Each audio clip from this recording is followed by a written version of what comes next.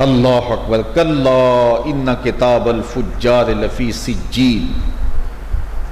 ارشاد فرمایا کہ جو بدکاروں کی کتابیں ہیں، ان کے لکھے ہوئے صحیفے ہیں، ان کے اعمال نامے جو ہیں، اللہ اکبر، وہ سجین میں ہوں گے۔ یہ انتہائی نچلا درجہ ہے، جہنم کے نیچے جگہ ہے جہاں ان کی کتابیں رکھی ہوئی ہوں گی۔ وما ادراک ما سجین۔ پھر فرمایا اے مخاطب تو کیا جانے کہ وہ سجین کیا ہے؟ پھر خود کہا کتاب مرقوم، رقم کی ہوئی لکھی ہوئی کتاب ہے، اور یہ اس مقام پہ جہاں رکھے جائے گی وہ اس مقام پہ ہوگی۔ ویل یومئذ للمکذبین۔ اس دن خرابی ہے ان لوگوں کے لیے جو جھٹلاتے ہیں، اپنے قول سے، اپنے عمل سے، اپنے رویے سے، طرز معاشرت سے، انداز حیات سے آخرت کی جو تکذیب کرتے ہیں، اس دن وہ سخت رسوائیوں میں ہوں گے۔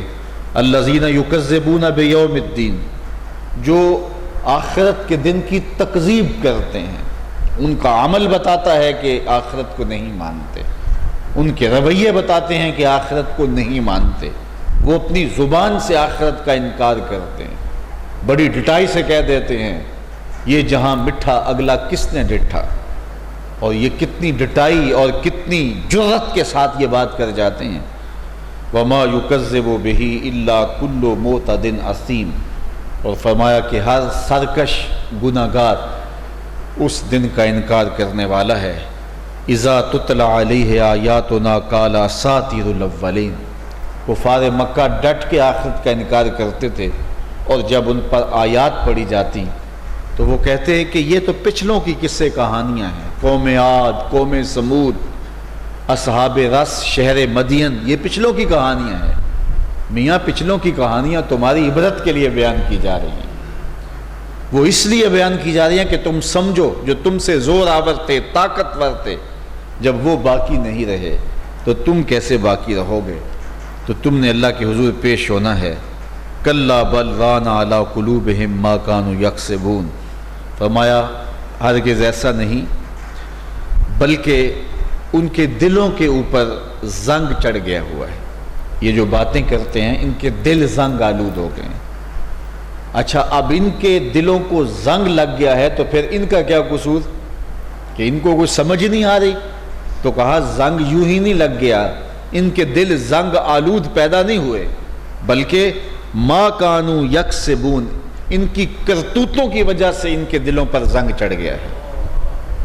برائیاں کر کر کے ان کے دل سیاہ ہو گیا، وہ حق قبول ہی نہیں کرتے۔ حضور علیہ السلام نے ارشاد فرمایا کہ جب کوئی شخص گناہ کرتا ہے تو اس کے دل پر سیاہ رنگ کا ایک نقطہ پڑتا ہے، اگر وہ توبہ کر لے تو وہ نقطہ مٹ جاتا ہے، اور اگر وہ توبہ نہیں کرتا اور گناہ پہ گناہ کرتا ہے تو پھر اس سیاہی کو مزید پھیلنا ہوتا، وہ پھیلتی چلی جاتی ہے۔ ایک وقت آتا ہے کہ پورا دل سیاہ ہو جاتا ہے، اور جب پورا دل سیاہ ہو جائے تو پھر بدی اور نیکی کی تمیز ہی ختم ہو جاتی ہے۔ دیکھیے یہ چٹی چادر ہے، اس کے اوپر ایک داغ لگ جائے تو منتظمین بھی سوچیں گے کہ یہ یہاں کیوں بچھائی ہے۔ اگر کسی نے بچھا بھی دی غلطی سے تو منتظمین کی نظر پڑے گی تو وہ کہیں گے جناب اس کو اٹھاؤ، کوئی نئی چادر لے کے آؤ، یہ داغ لگا ہوا ہے۔ کوئی سامعین سے کہہ دے گا جناب یہ چادر داغ لگا ہوا ہے تو آپ نے یہ کیوں بچھائی ہے، اور چادر آپ کے پاس نہیں ہے۔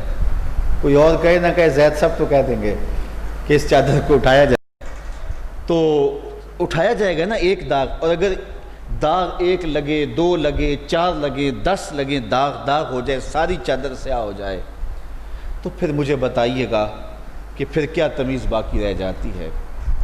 تو جب ہم اس دنیا پہ آئے تھے تو ہمارے ضمیر کی چادر پہ کوئی داغ نہیں تھا، لیکن اپنی کرتوتوں کی وجہ سے ہم نے اپنے اندر کو سیاہ کیا ہے، اپنے اندر کو کالا کیا ہے۔ رومی کشمیر حضرت میاں محمد بخش یہاں بولے چٹی چادر پھمنا والی تے داغ نہ لامی جڑیاں، چٹی چادر پھمنا والی داغ نہ لامی جڑیاں، پھر نہ آکھیں حشر دہاڑے حال ربا کی بنیا۔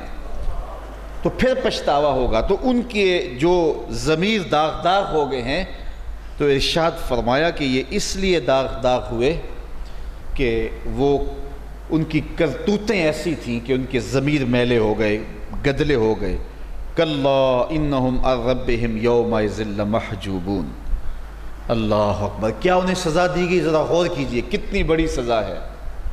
اب وہ لوگ جنہوں نے کم تولا، کم ناپا، اب اللہ کی طرف سے آنے والے احکامات کو پس پشت ڈال دیا، تکذیب کی، آخرت کی جھٹلایا، پچھلوں کی قصے کہانیاں کہا، ان کا دل سیاہ ہو گیا، تو ان کو سزا کیا ملے گی؟ اللہ تعالیٰ ارشاد فرماتا ہے ان کی سزا دیکھیے، ذرا غور کیجئے۔ کلا انہم عن ربہم یومئذ لمحجوبون۔ قیامت کے دن اللہ تعالیٰ جل شانہ انہیں اپنا جلوہ ہی نہیں دکھائے گا، اللہ حجاب کر لے گا ان سے کہ تمہیں میں اپنا دیدار نہیں دوں گا۔ تو کتنی ذلت ہے کہ قیامت کے دن جب چہرے دیدار الہی سے تر و تازہ ہو رہے ہوں گے اور اس کا دیدار عام ہوگا، لیکن ان بد نصیب لوگوں کو اللہ تعالیٰ اپنا دیدار عطا نہیں کرے گا۔ رخ انور ان سے پوشیدہ رکھا جائے گا۔ ثم انہم لصال الجحیم۔ اب اگر کوئی کہے کہ جناب نہیں دیدار ملا تو نہ صحیح، لیکن جس کو دیدار ملے گا وہ جنت میں جائے گا، اور جس کو دیدار نہیں ملا تو اس کو جہنم کی طرف کھینچا جائے گا۔ تو دیدار کا نہ ملنا اس بات کی دلیل ہے کہ یہ جنتی نہیں ہے، دیدار ملنا جنت میں داخلے کی دلیل ہے، اور دیدار کا نہ ملنا جنت سے محرومی کی دلیل ہے۔ ثم انہم لصال الجحیم، پھر یہ جہنم کی طرف دھکیلے جائیں گے۔ ثم یقال ھذا الذی کنتم بہ تکذبون، اور پھر انہیں کہا جائے گا یہ ہے وہ جہنم جس کا تم انکار کیا کرتے تھے، جس کو تم جھٹلایا کرتے تھے، جس کا تم مذاق اڑایا کرتے تھے، جس کا تم تمسخر اڑایا کرتے تھے، جس کی تکذیب کیا کرتے تھے، تنقیص کیا کرتے تھے، توہین کیا کرتے تھے، انکار کیا کرتے تھے۔ تم سرکش ہو گئے تھے، تم کہتے تھے یہ جہاں ہے ہم کما رہے ہیں، ہمیں کیوں روکا جائے؟ تو جہنم کی بات سنائی جاتی تم آگے سے مذاق اڑاتے اور تکذیب کرتے۔ تو جب جہنم میں جائیں گے اور جہنم کی لپٹتے ہوئے انگارے ان کے بدن سے چمٹ جائیں گے۔ دیکھیے یہ جو جہنم کی آگ ہے اور اس دنیا کی آگ میں فرق ہے۔ دنیا کی آگ جلاتی ہے اور خشک کرتی ہے، جو جلد کے اندر نمی ہوتی ہے اس کو جذب کر لیتی ہے، اس کو چوس لیتی ہے اور خشک کرتی ہے اور جلاتی ہے۔ لیکن جو جہنم کی آگ ہوگی وہ خشک نہیں ہوگی، وہ تارکول کی طرح، اس لوک کی طرح بدن سے چپک جائے گی، لپٹ جائے گی وہ آگ۔